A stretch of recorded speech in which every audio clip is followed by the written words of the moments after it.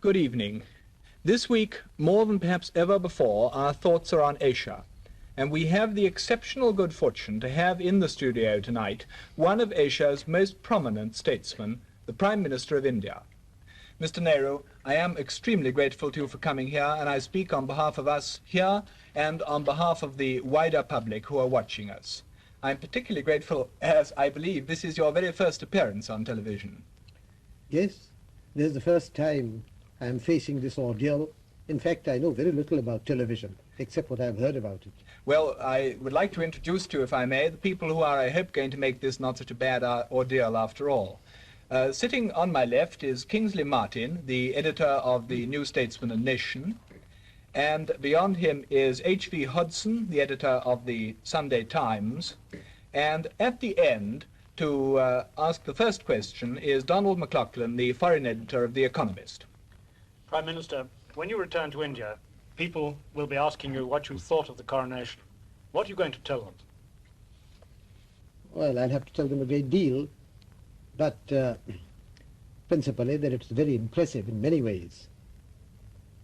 The most impressive thing to me was, apart from it being a great spectacle, were the crowds here and the way they behaved. And one begins to like more and more the London crowds and their fortitude in inclement weather and their insistence on enjoying themselves whatever might happen.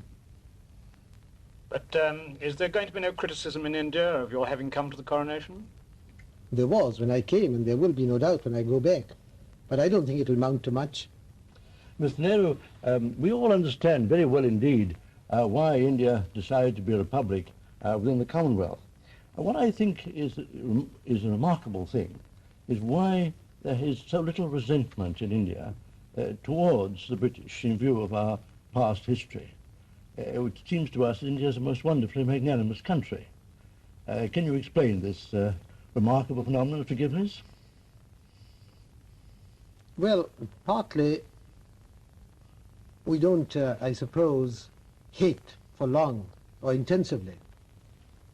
But chiefly, I think, because the background that Mr. Gandhi gave us during all these past decades. After all, you were in prison yourself 16 years, and you don't seem to have any resentment about it at all. We might almost be popular people in India. Astonishing thing, really. I think it's a good thing for a person to go to prison for a short while. And to be Prime Minister for 7 years. I was going to ask, looking back on those 7 years and remembering all the hopes that were expressed at the time when India gained her independence, do you feel that they have been years of satisfactory achievement, or have you disappointments, Prime Minister? Both. I think we have certainly achieved much, and there has also been a lack of achievement. We haven't done what we wanted to do, so it's both satisfactory and unsatisfactory. Could you elaborate that a little? What have you been disappointed in? That's rather a big question. There are so many things in India. Can I give you a lead about democracy and the progress of political democracy in India? Well, generally speaking, I would say that politically we had advanced. The unity of the country, we've put an end to all the old princely states. We've had these general elections which were remarkable on a tremendous scale, and we've built up a good democratic structure. What troubles us chiefly is the economic side. I believe we have made progress. I should like the progress to be much faster.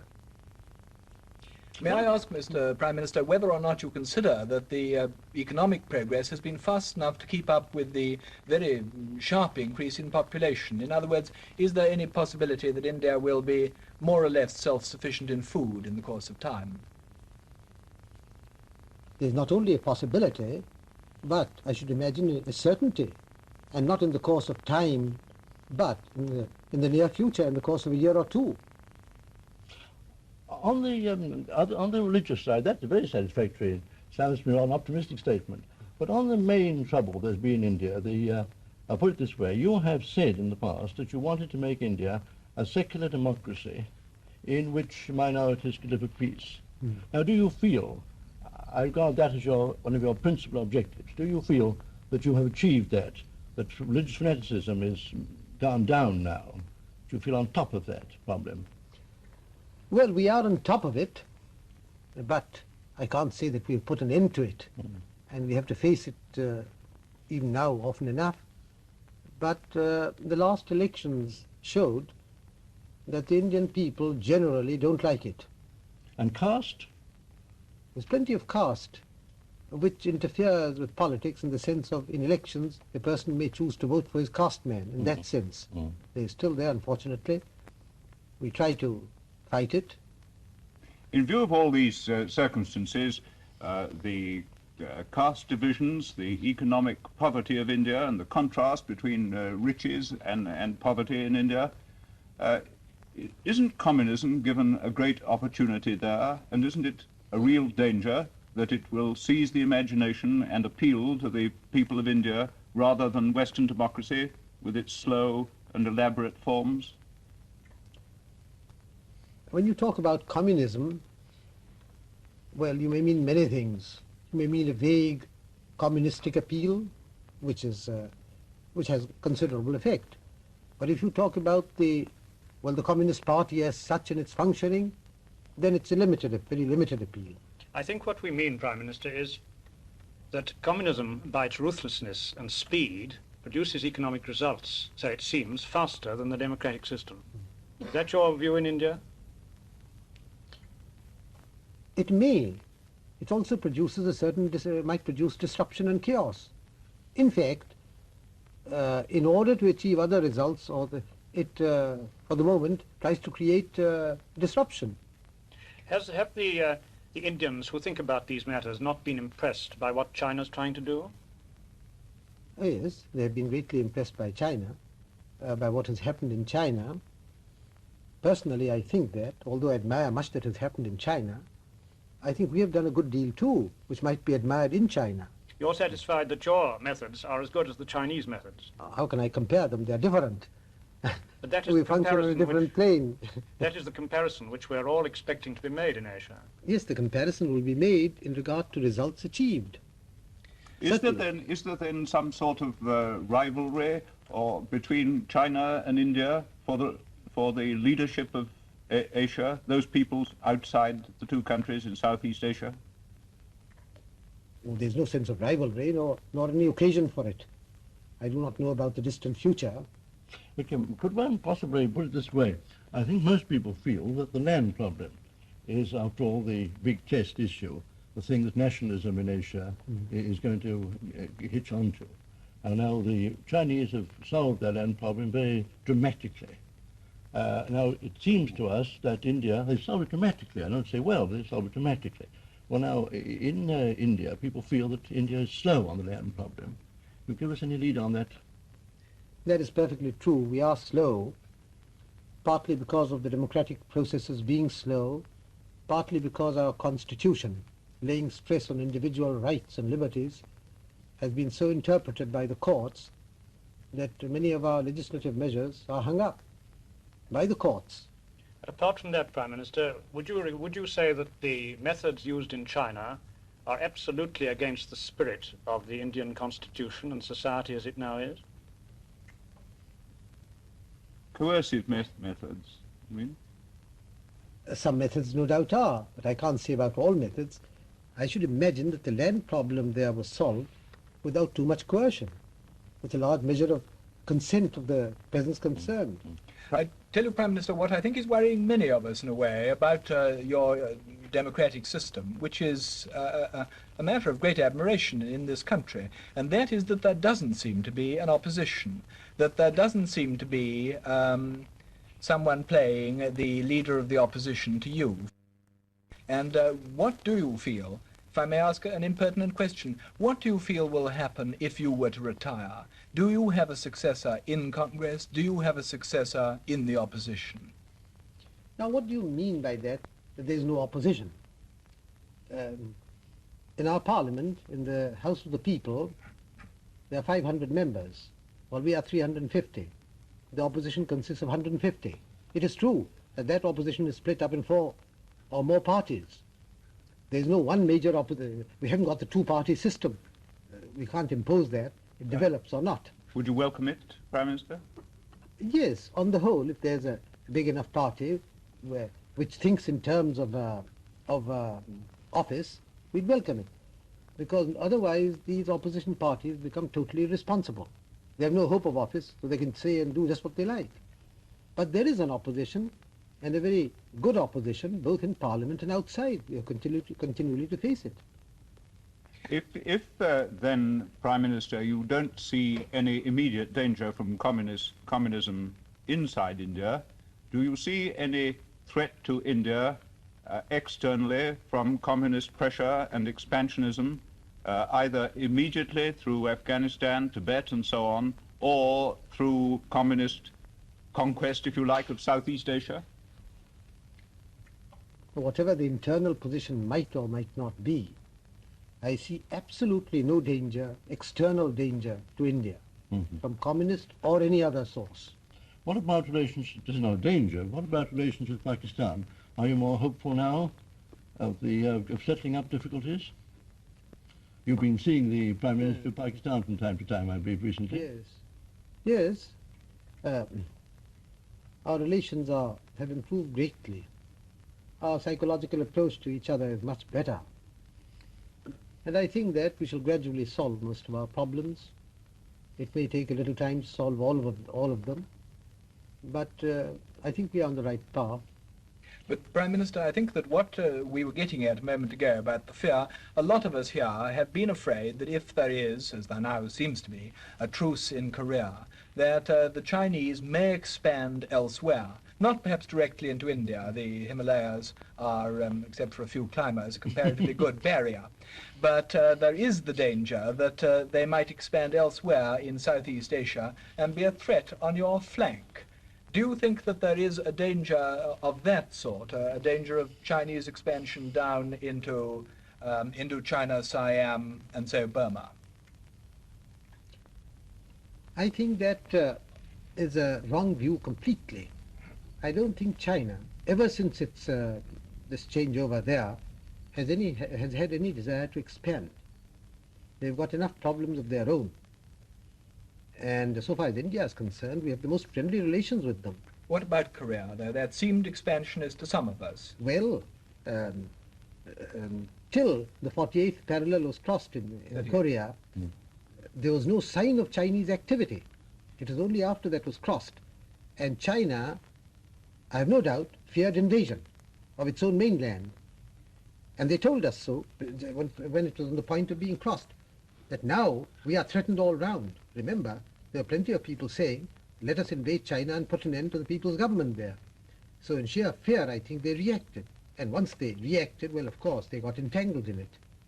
Prime Minister, isn't there a danger in these countries of Southeast Asia from the from the Chinese policy of regarding Chinese abroad as still their own citizens and not encouraging them or even allowing them to become full-blooded citizens of, let us say, Malaya? Yes, perhaps there is, but that's nothing to do with policy.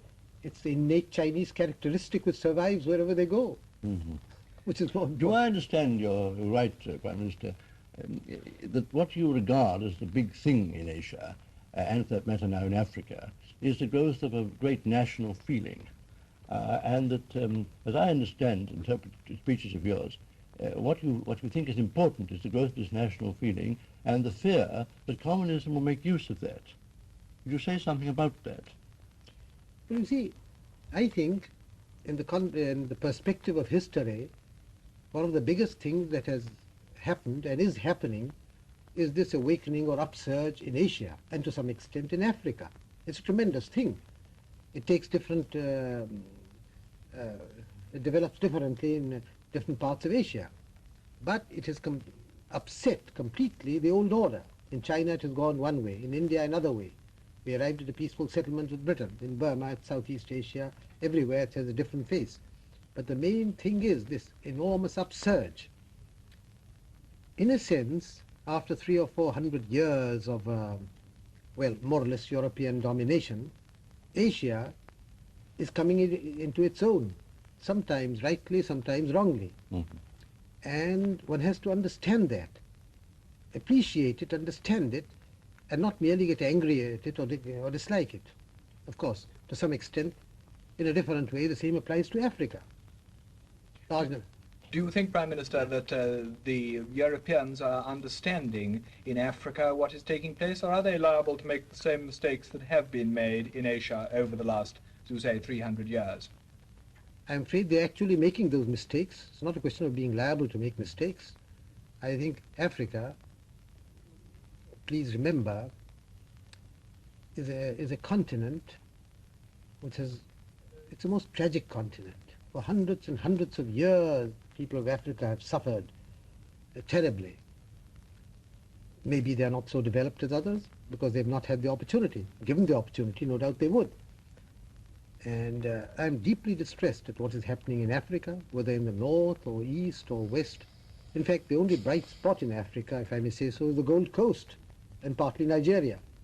But you're not suggesting, Prime Minister, are you, that there is one solution and one criticism to be made about all parts of Africa? Isn't the problem different in something like a dozen parts of that continent?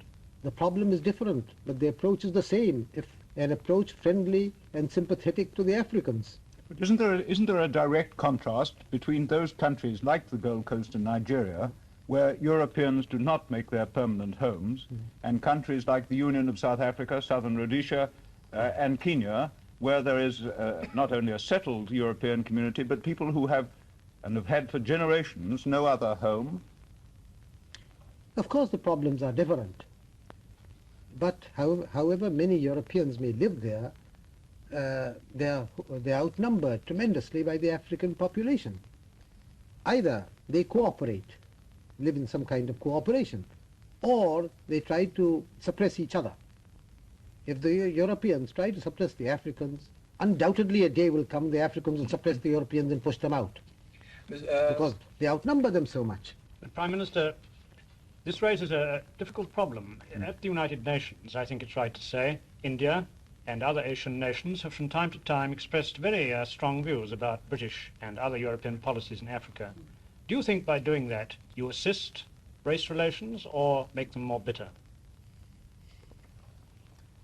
Well, I don't remember that we have said much about British policies in Africa. We have said a great deal, in the United Nations I mean, we have said a great deal about the situation in South Africa. And in North Africa, in French North Africa? Yes, and in Morocco and Tunisia. Do you think that helps the French to solve their problems with the Africans? That's a curious question. The French don't think so. Well, I think it's a curious question. My being told that you must not say anything when evil is happening, lest the evil may become worse.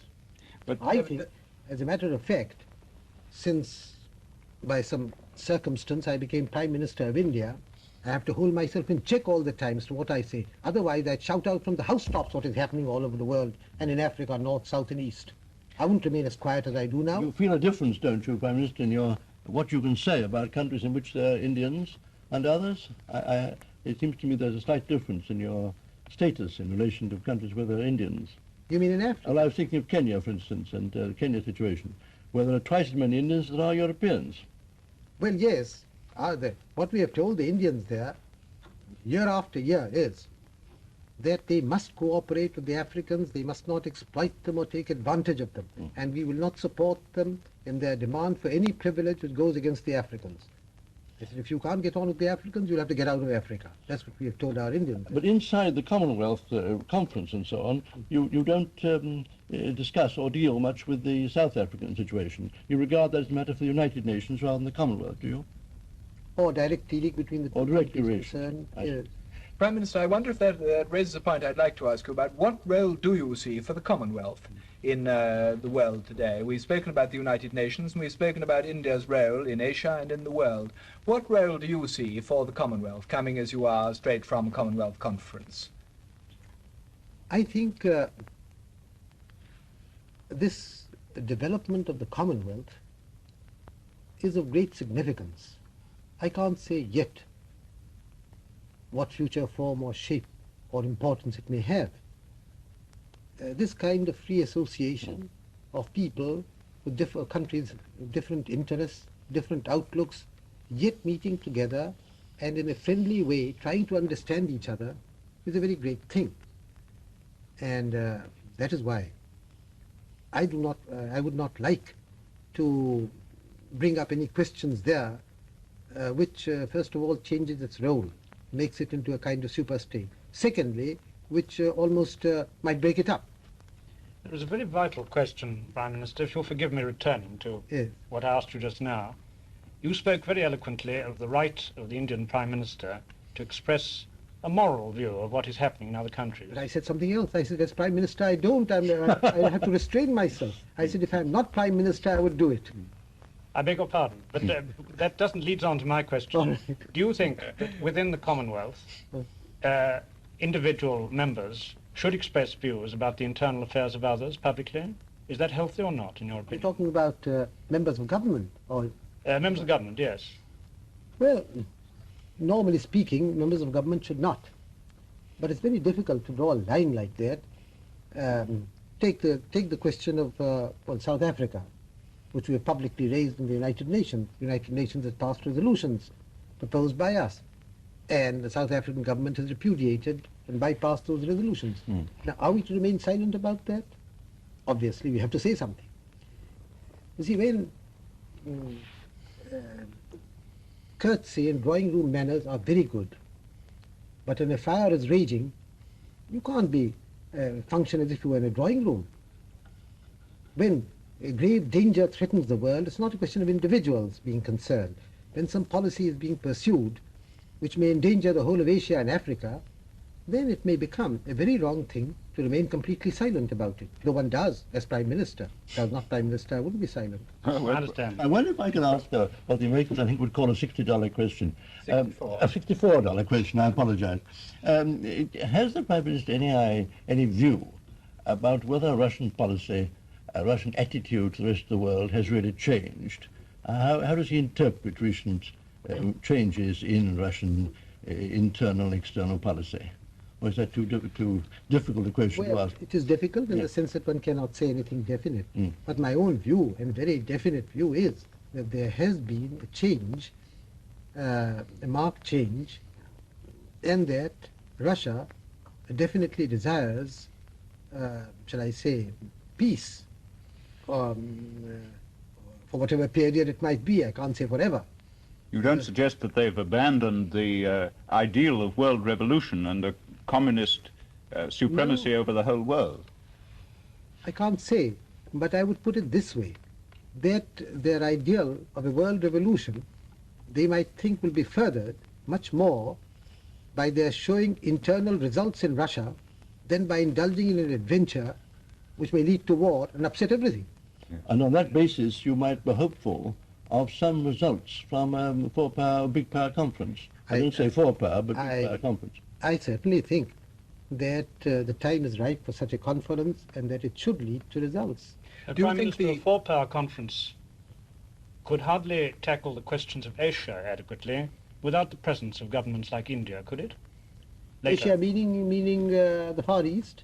The Far East and Central Asia. Central Asia, what do you Southern mean? Asia, I beg your pardon. Southern Asia, yes.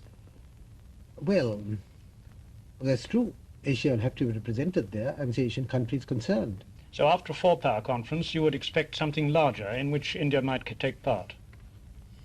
Or would you regard the United Nations machinery as being adequate once the will to use it were present? Don't know. The United Nations has undergone considerable transformation. And as you know, people argue as to whether it can continue in its present form or not. It started as a universal body to which every country could belong, every independent country. Now, some of the biggest and independent countries are not allowed in it, which seems to me completely opposed to the very conception of the United Nations, China not being in it, for instance. Not a question of liking China, the Chinese people's government or not. It's a question of recognizing fact and reality. If you don't, Well, it's the United Nations that suffers, not China very much. Mm-hmm. But do you think it will be possible then to bring China in, perhaps after the truce in Korea? And what stands in the way now? I would have thought very little. I hope it will be possible, and I believe that the pressure of events will bring that about. It may take some time, not immediately after the truce. If you were to be present at the Bermuda conference, what do you think should be pressed on Mr. Eisenhower? The admission of China, what sort of a settlement do you see as at all possible in the Far East, which must be one of the subjects discussed at Bermuda? Surely you don't expect me to say what I would expect to happen at Bermuda, No. except that then or later the question of China coming into the United Nations has to be raised. In fact, it is odd, is it not, that say in these Korean truce negotiations or in the political conference to follow, China is bound to be there. There's China. There is the USA. There is the UK. There are other countries. They meet to consider problems.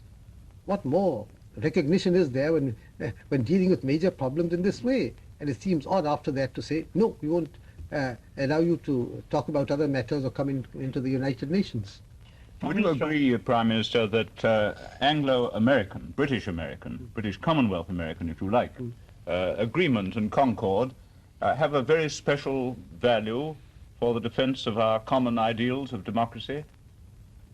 Yes, certainly.